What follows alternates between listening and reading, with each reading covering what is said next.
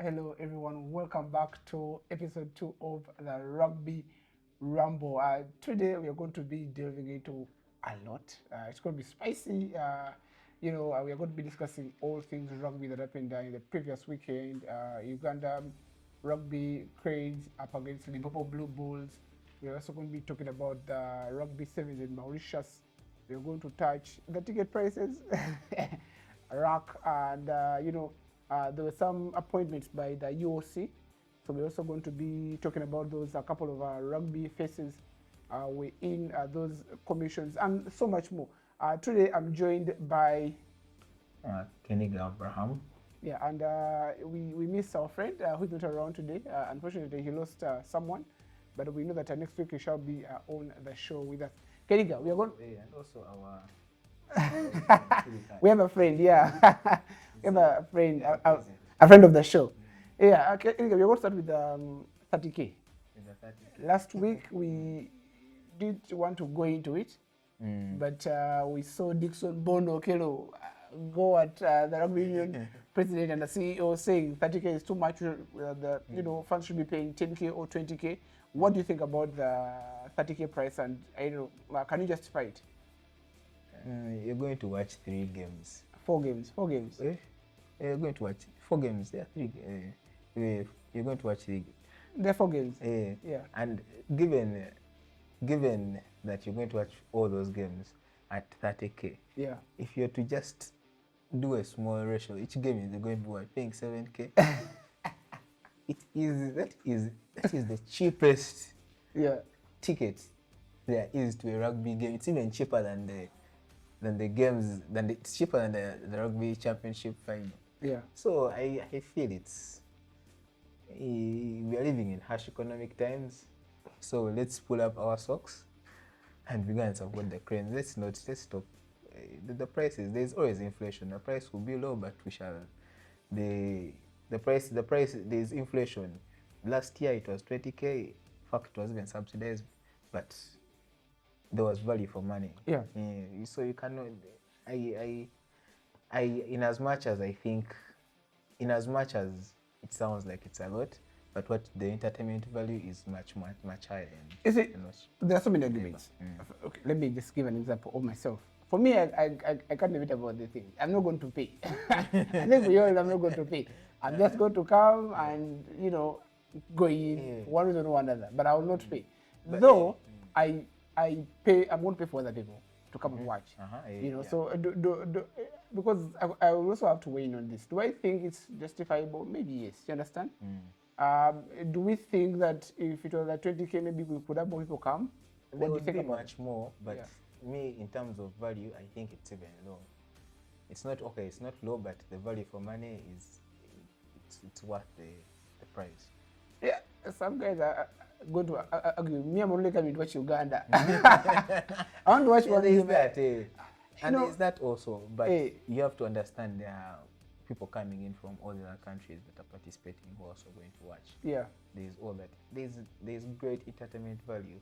In fact, I could say for that weekend, for that week, it's not that weekend, is the highest. That whole week, that whole week. That is the highest quality entertainment you may get. For some of us like myself, man, I come for the game. When the game is done, business is done. So other things I may not really care that much. But as you said, there's a lot of entertainment. Some guys come for it. Other guys don't really come for the game. Other guys, so many of us have come for different reasons. Yeah, everyone, of course, the game is an attraction, but is the biggest attraction. But there are lots of other side things that happen. There's a whole lot of networking that happens. There's a lot of catching up with old people. So there is old people who've not seen in a long time. So it is. I believe that 30,000 is, like I've said, it is the highest value entertainment you're going to get that whole week. For me, I'm thinking about it like this. The only another thing which can justify if Uganda can manage to beat Kenya in the opening game, and then that will bring high, because what we want to be associated with a team which is winning. Remember that the second game is going to be during a midweek, So and even if you guys come. So if Uganda lose, no one is going to want to know. sure. Like personally, I want to watch rugby, so I'll be there. You see, yes, that's where the difference comes in from. We have so many, let me use the word, passengers on the board. It's a rugby bus, but we have so many passengers on the board. So, some guys come for the rugby, other guys come for this, other guys come for this. For the vibes, If for the new team goals. if the team is not winning, if we lose, let me say the first game, okay, to me, I would come as a person who's going to talk about the game and so on and so forth, business. But how much enthusiasm will I have? Not really so much. So that's where the difference is here. The biggest marketing thing that can happen for Uganda is to win the opening game. If they can also win the second game, then I'm telling you, Nambo, they should actually use the big pitch instead, not the small one. We shall fill that place if we go to the final, and we have a chance of qualifying for the World Cup. So that's just what I think about all this. Yeah. Of course, if we the issue of filling the stadium, the main stadium, I think that will be a bit of a stretch. But I feel if we are to win our opening two games, if we win the opening game and the midweek game and reach the final, it will be worth it. If we qualify, if we qualify for the World Cup, they should put public holiday on Monday. What I was saying is, if we Uganda is to qualify is to play those two games and we reach the final and win it, that 30K will be the best 30K will have spent in it. Anyway, speaking about the Rugby Cranes, remember that Uganda lost their first game against Namibia, which is Cheetah, something like that. That name really Mauritius. Yeah, but over the weekend, we played one more game. The Bulls, Uganda managed to get a big win, 57-26. What were your takeaways from that game? First and foremost, it doesn't matter who the opponent is. Yeah. Your ability to beat whoever is put in front of you is a positive, and there were lots of great takeaways you could say. Yeah. So from the game against the Mauritius, I'm going to have my research about it. we realized that there was we played I'll start because one of my takeaways is the backline. Yeah. We had there was a strong showing. We had the Cubs two centers playing. Yeah. So I'm thinking that chemistry from club was carried on. Yeah. So you can see what the coaches are thinking there. They want to just promote that relationship. Then we saw Adrian Kaseta was playing at fullback, and he was quite brilliant. Yeah. He's even more. He's a player who he emits a bit of calm when he's off the pitch. Yeah. But he's such a beast on the pitch. Yeah. Looks small, but and actually, as we speak on Adrian, he has renewed his contract with the club he plays in France. So, Adrian, congrats on that. Can get the bag. It's the most important thing as of now. Yeah, but you go on. Yeah, but you could see his game. I could say you would not have thought he would get better, but he was the dog is still in him. Yeah, he plays with the fierceness that few players play with. Yeah. And that is one of my takeaways. Of course, in that areas we improved. Our scrummaging was decent. It was okay, but my big takeaway from that win is the center partnerships. Yeah. And the back three operating. Speaking of that game, last time around when we won the show, we talked about how for and this time around he shut up his critics. He got, I think, 2 assists and a try to his name. Yeah, if I stand by correction, but I think that's about it. And the guy was so composed. The kicks were there. You know, you'll be impressed. And yeah, I think for us as Uganda, this is getting a huge result like this. Scoring 57 is really huge, and it brings a lot of confidence. One with the players, the coaches, even the fans who are watching. They're telling themselves, okay, if you can get a big win like this, then our hopes against Kenya increase. Speaking about Kenya, there's riots. The players are rioting. Yeah, there seem to be some sort of confusion and some fires that are brewing in their camp. But yeah, we shall wait and see. Do you think that plays in Uganda's advantage? Of course, everything at this level, any small margin, you can capitalize on. Yeah, Can always you take it up. But it's quite positive. I would rather focus on what the team is able to do than what the other opponents are doing. We play, so your frame is you are playing to your strength, yeah, other than to their teams. Yeah, Kenya, they have something to do with finances. The players are sitting with the union. There's a bit of I don't call him riots, but things are not good in their camp, and they're trying to sort them out as quickly as possible. Remember that we are less than 2 weeks away. I think about 2 weeks away to the Rugby Africa Cup, and Uganda is going to be playing their first game against Kenya. So if you hear anything that's not good in the Kenyan camp, as Ugandans, we are celebrating like, yeah, let's go. Because I'm telling you the truth, we need to win that opening game in case we are to. No, that's everything. A lot hinges on that opening game. Yeah. In terms of course, because if we lose it, now the chances of the relegation. I don't think we're going to be in that conversation. There's a relegation conversion we could be in. Yeah. But then also in terms of boosting the numbers, attendance, having it would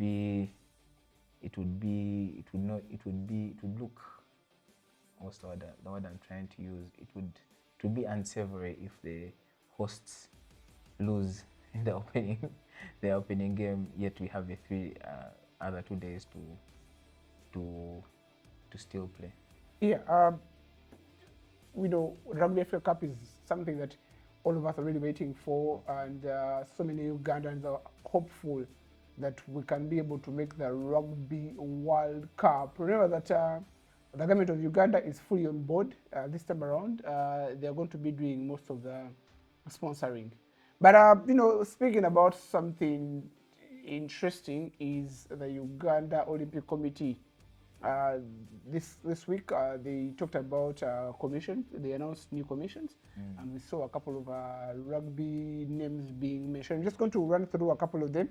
One of them is Regina Lunyoro. Speaking of Regina, yeah, I was during the week I was watching grassroots rugby in Entebbe. Yeah, and she's building an army of players down there. So her work is very commendable.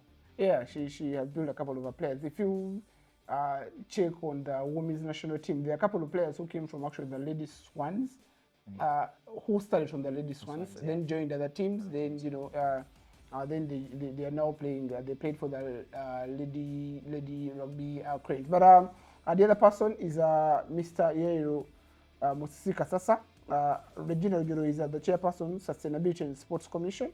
Then Yairo Musika Sasa is chairperson, Youth and Talent Identification Commission. Then Peter Odong, who is the secretary of Rugby Union, is also here. The Secretary Merits and Awards Commission. Then Denise Namale, who was the former PR for Uganda Rugby Union. She's the Secretary, Media Commission. Then Godwin Kayangwe, who is also the Vice President in UOC. Yeah, he's the Executive Committee Liaison Officer. You forget medical. His main position.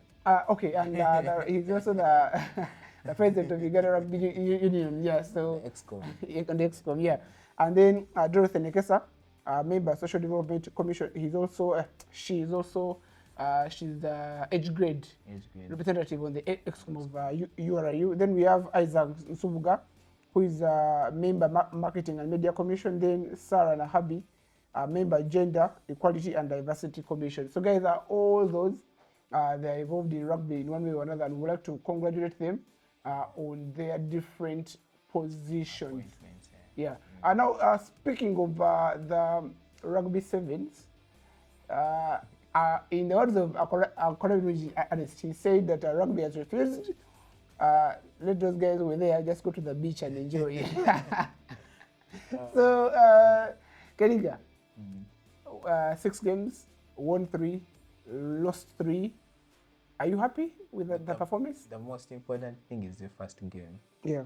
You lose your first game in a tight pool that we were in. It was all downhill from there. Yeah. And we're losing, basically I would say we lost to Emino in Ghana. So I had, of course, the Uganda Rugby Sevens has a very good track record when it comes to the Continental Championship, that is the Rugby Sevens, the Africa Rugby Sevens. But this time it was quite disappointing that I know, and of course you could say we could blame it's a whole new team, there's no chemistry, but there's that inability to build consistency is what basically let us down. For me, when you look at this tournament coming into it, last year Uganda won, but this is a completely different side from what we saw last year, and that's where the key was going to lie. How do we play this event? Now, I think every Ugandan who loves rugby must have been very, very, very disappointed when we lost to Ghana. Now, of all teams, Ghana in any game now. Guys, no disrespect to Ghana, but Uganda has no business losing to Ghana in rugby at any level, whether under 20, whether we don't have business losing to Ghana. And that game kind of put us in a really precarious position. It was a very tight spot. Yeah, and we went beat Ivory Coast 46-0 in the next game. But again, coming into the game against Kenya, it was going to be a tough one, and we lost that game. So that's where the problem coming from, because we still managed to qualify for the quarterfinals, but now we were facing a very big team, that is South Africa, and man, 26-0. They also did work on us. It's hard to look for positives from this performance, except one of Malcolm Okelo, who was a top point scorer with 45. Yeah, what do you have to say about his performance as an individual? Like I would say, I want to have an overview of what the team, of what actually transpired. So if that first loss to Ghana is probably, like we've both said previously, that we have no business losing to Ghana, I think it should be a wake-up call that in as much as we have we are an authority, the other teams are not sleeping. They're actually improving. So it is up to us as a system to actually build from grassroots and have very steady structures that players are going to go through, or what we have currently, even improve it. You get that? Yeah, I get it. So I think that is the overall. That is my takeaway from it, because we are a continental leader when it comes to sevens. Yeah, no, when it comes to rugby, actually, if you think about it, we are even 15, apart from South Africa, which is in a league of its own. Then comes Namibia. Then the other teams are in the, you can interchange them: Zimbabwe, Kenya, Uganda. I think those are the next teams there. So we are there. We're in the conversation of the top teams in rugby in Africa. Yeah. So it's a wake up call. There's a lot other teams are improving, and because by the time they can beat us in an opening pool stage game, it means they've worked really hard. They've done their homework against us. Yeah. And it was just not a fluke. It was a game they were beaten almost comprehensively by more than a score. Uganda, in the first half was the key thing here. We messed around a bit with a couple of messy turnovers here and there, and Ghana was able to capitalize. But one thing which is important from that the results there is the fact that, remember that the World Rugby changed how the 7 series are going to be played. And this time around, we have not even qualified for that, what was called the Challenger Series. So we're not going to play anything continental, unless we have some invitational circuits here and there. But those are the consequences, and that's why so many guys were disappointed with how the team performed. At least, if it's a bad performance by Uganda, finished third. But we finished fifth, yes. But it's because we had to face South Africa, in the quarterfinals, and it was down to that loss against Ghana. Had we won that game, maybe you face a much simpler opponent. We would have probably made a semi or something. Yeah, and probably finished third. So that's where the key thing here is, and that's where the disappointment comes in from. But moving on from that, just to probably just have a recap of that, I think. The Uganda Rugby XVs peaked about 2 or 3 years ago, and they peaked. So right now, they are going through an inevitable slump. Actually, there was an overhaul. If you think about it, so that I think from the coach's thinking, he realized this is the farthest I can take these players. Because we had a chance to reach the international series, the main series from the Challenger, but that failure to reach the international. So I bet the coach thought, what more can I do? What can I do here? So his whole point was he picked up the younger players he had picked experience with, and he's building a new team. Probably it can have a higher pick than this other one, the team that we left behind. But that slump is inevitable, and I hope we stem that slump and in the coming years. And of course, you talk about that, and I believe that as the team goes 1 year, the next year, we're going to come from strength to strength. But just like we talked about this, the fact that we are not having a lot of international action is going to affect us, because we've been having a lot of experience compared to the teams, and now we are going to be having less and less. But I'm moving on to something else. I'm forgetting the day. On I think Friday night, we saw CURA. But they must be having the Central Sevens start on Saturday, and we got a bombshell of a news at past 11. The rugby community is out there. They are preparing for the sevens the next day. And boom! Yeah, it was a bombshell. We get news that the circuits have been postponed, and then most importantly, that the president, the chairperson of CURA, left the role, decided to throw in the towel. In the towel. So, first and foremost, that CURA position is what they call a poison chalice. You have a lot of work to do. And there's almost zero return. No, there's not almost. There's zero return. There's zero return in the role. It's a poison chalice. That is the first thing. A friend of mine was given. A friend of mine had his predecessor. His predecessor in that role was a friend of mine, and trust me, that role is you carry all the work but receive none of the glory. Because you're very fringe. Everything you basically, whatever it was what they call, you receive their crumbs. Basically what you receive are crumbs from the top table. You're going to deal with the teams that are getting relegated. you're dealing with all these developmental teams. Yeah.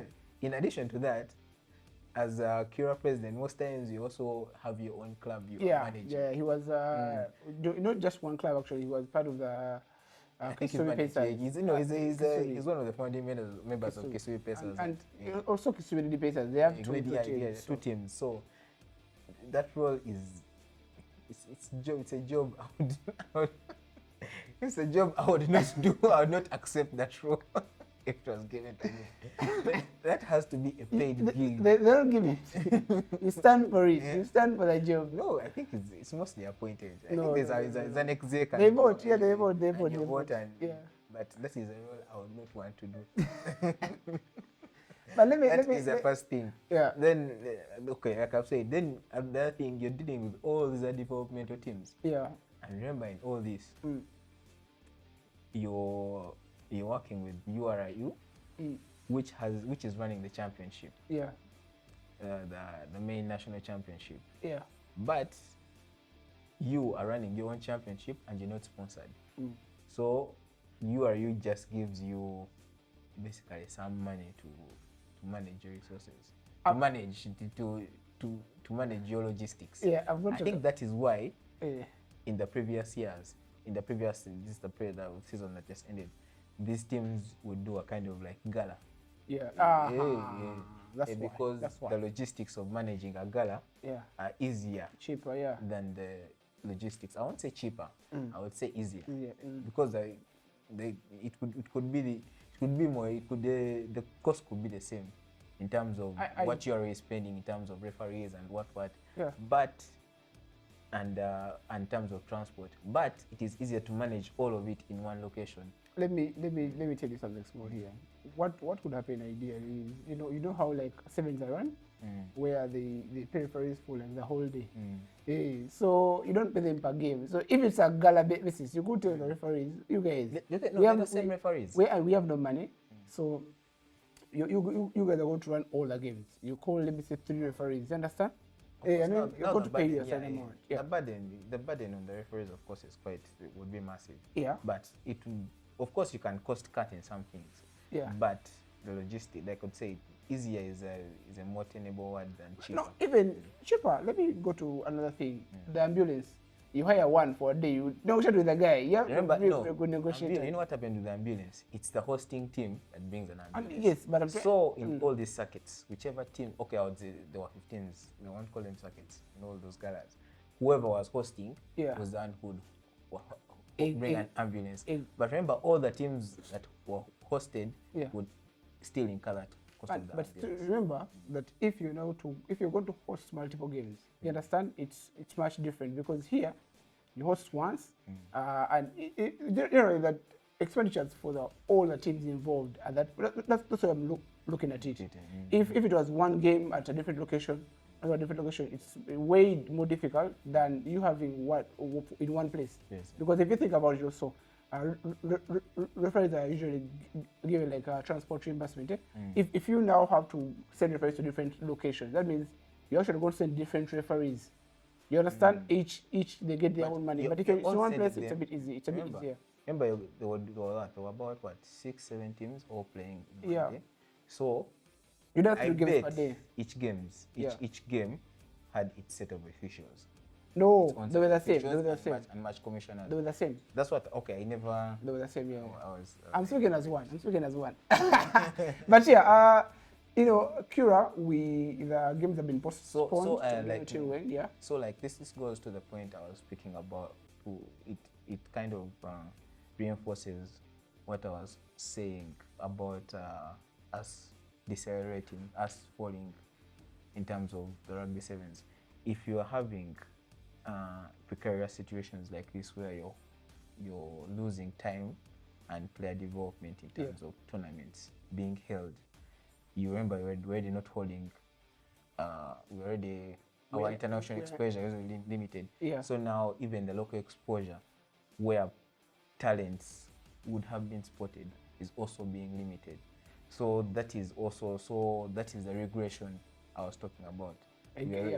So that regression is not just from the top, it's just coming down. Even down here at the grassroots, at the lower level, there's a regression by not holding that tournament in the time that it was supposed to be held. Yeah, it's going to be tough because the calendar is pretty packed, And we don't really know how things are going to be panning out. But one thing that what we're discussing here about CURA wrote an article. Actually, I didn't write an article. Benjamin Sanju wrote an article, and we're talking about the money. If you think about it, most of the clubs are getting breadcrumbs, and if you go and think about it analytically, Central, which has most activity and so many things, receives the least cash. Understandably so. Why the reason is teams up country have to travel greater distances to which is all understandable. But if we are looking at the place where the most action is happening, it should probably be priority. They should be getting more than the others because a lot of the players that we have, for crying out loud, we have a player who plays in the Central that is on the national team. Other regions don't have. They can't say anything like that. So there's a lot which Central has to be given more focus, more attention than they actually do. That's what I think. But I think this now goes back to the budget, to budgeting. That's the story I don't think we need to have. Yeah, it's a long story. No, it all goes back to budgeting and fine. Of course, these budgets have to be financed. Yeah. And we could say in the past year or two, the biggest financial of rugby has been now special. Yeah. And that is where I think a year and a half ago, where we put all our eggs in the Nile basket, in the Nile special basket. Yeah. So Nile sneezed. Nile sneezed one moment, and now we are having a mini hurricane in Ugandan rugby. Not just Ugandan rugby. So many guys have different. Yeah. So they sneezed, and so in the future probably we have to diversify our incomes. That is why I also insist we should also be paying the 30K. That is all the money. Anyway, that is all money that is coming from us and going to the ExCom who are managing the game. So since that money is now coming from us, we have a higher stake. We can ask for more accountability. I don't want to go into that. No, these are questions. These are things we should be dissecting. Yeah. Well, different guys have their different opinions because about the money and about we know the finances of the team. But we are happy that just like last year, MTN Mobile is back to also sponsor. Because they're getting sponsors. Ticketing. Then we have Rock Boom coming on as a partner, also bringing some cash. Total has also been around bringing some small cash here and there. So I think it was the Rock Boom and Uganda Rugby. I think that's a relationship that took very long to even happen. They are so. Have you taken a Rock Boom before? Have you? I think given what the product that Rock Boom is selling, that what is it called, Harris is selling in Rock Boom and rugby, there is a strong correlation.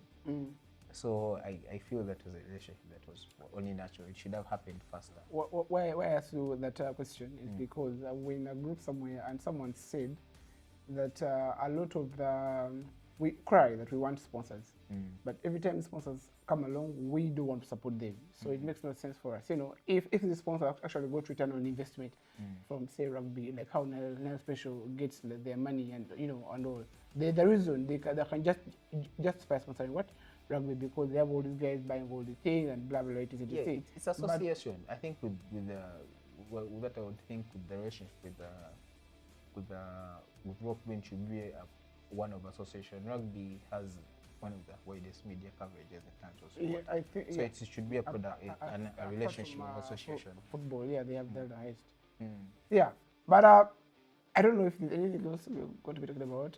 Any of your, I don't know, let me say, schools, you asked me about that. So we're going to in about a minute or two. Namiyango winning 3-3 so far. There's one more circuit left to go. They have 20 points, I guess, between them and next team. Next opponent, I think. Do you think there's any chance that there's no? I think this is the return of the mark. So after losing After losing the schools league,